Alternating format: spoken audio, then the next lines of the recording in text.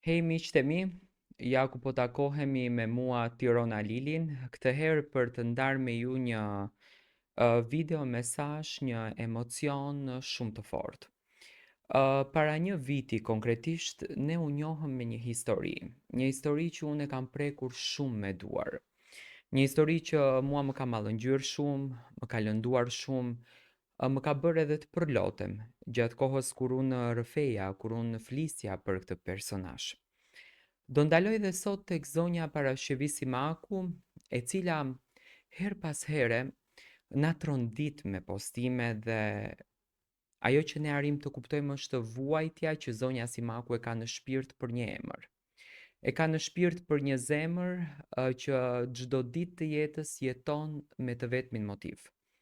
Të ketë pranë djalin e saj.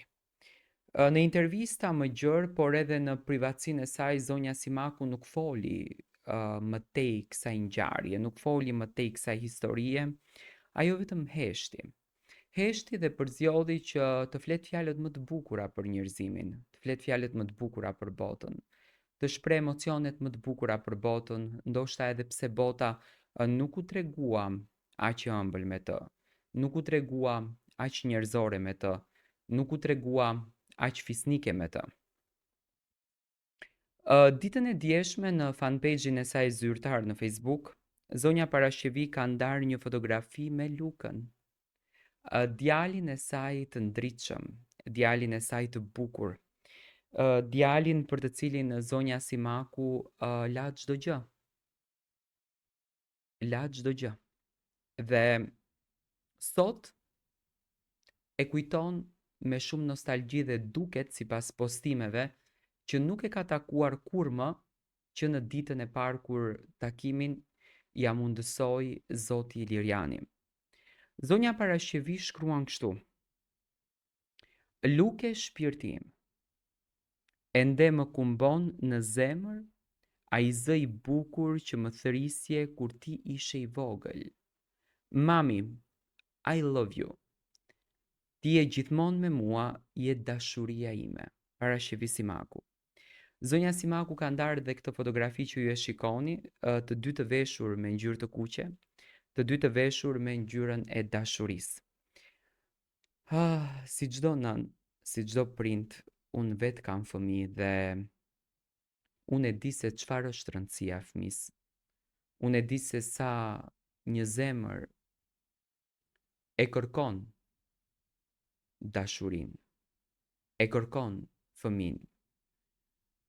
Një nën e cila sakrifikoi gjithçka,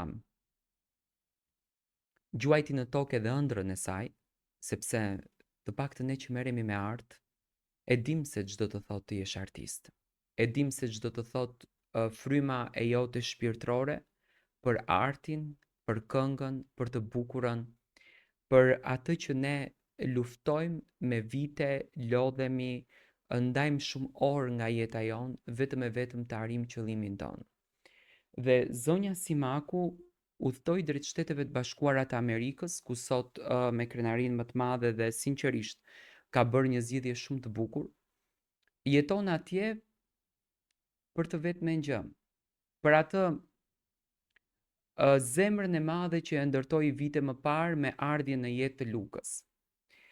Unë e di që Luka, pa marrë parasysh sa larg është, pa marrë parasysh se si e ka vazhduar jetën e tij, pa marrë parasysh se sa e mendon nënën, unë dua t'i them zonjës Paraskevi nëpërmjet bisedës tonë virtuale që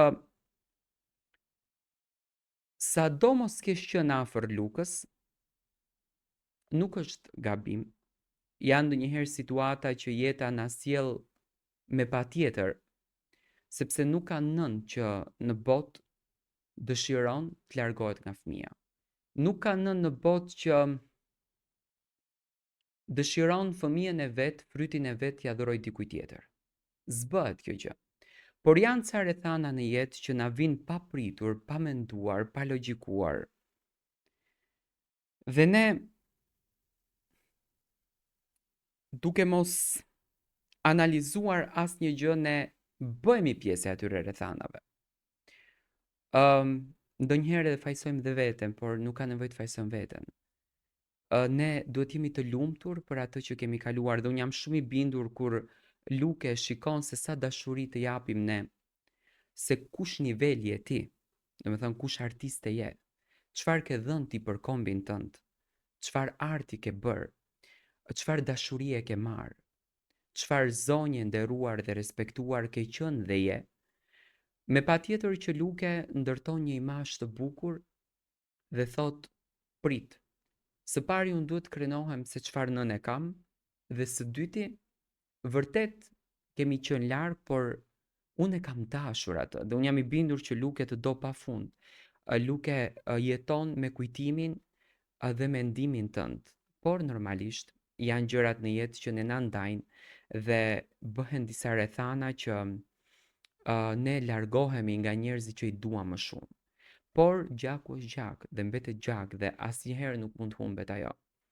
Zonja Simaku duke që e vuan shumë ajo në për të gjitha intervistat, por dhe në rrëfimet e para që i nderuari dhe shumë i respektuari Elton Iliriani tregonte, thonte që zonja Simaku ka sakrifikuar gjithçka për të birin e saj, për djalin e saj të vetëm.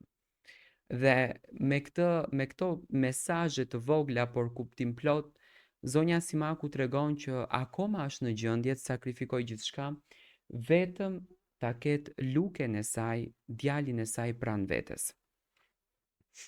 Unë e di që Luke nuk e njeh gjuhën shqipe sepse është rritur me një baba i cili është evre me një kulturë të tillë, më pas domethënë zoti Robert nuk e njeh gjuhën shqipe.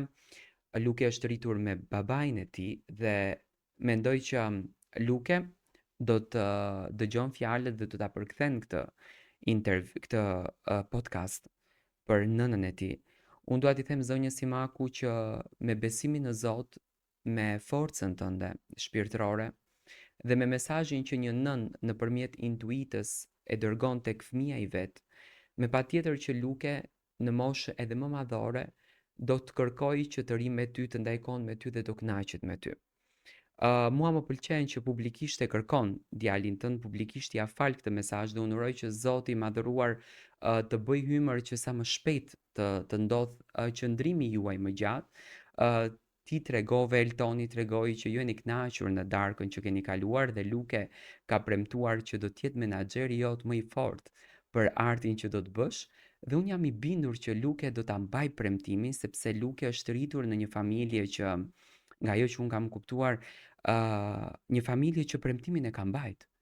Dhe pikërisht kultura që ka marrë është kjo që premtimi duhet mbajtur. Dhe unë jam shumë i bindur që Luke do të realizojë dëshirën tënde më të madhe dhe do të jetë pranë teje. Zonja Parashjevi, unë e di që ti ke nevojë për dashurinë tonë, ti ke nevojë që ne ta themi të vërtetën për ty.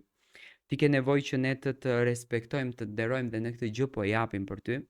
Unë e di që të gjitha nënat sot do të shkruajnë një koment lutje që dëshira jote dhe ëndra jote të bëhet realitet dhe të bëhet e vërtet që ti të takosh sa më shpejt birin tënd, djalin tënd, atë bir që ti e do me zemër, atë bir që ti ke sakrifikuar gjithçka, atë bir që ti ke lënë gjithçka dhe sot do vetëm një gjë në jetë, nuk do artin.